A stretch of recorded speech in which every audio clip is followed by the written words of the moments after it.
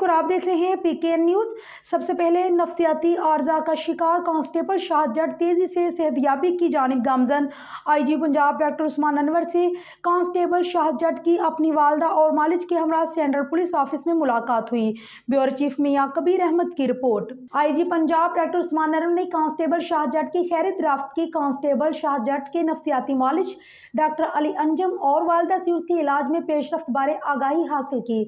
शाह जट की दिमागी हालत काफ़ी संभल चुकी और अद्वियात के बाकायदे इस्तेमाल से वो नॉर्मल ज़िंदगी गुजार सकता है। कांस्टेबल शाह जैसे अफराद तमस्कर की बजाय इंसानी हमदर्दी के मुस्तहिक हैं।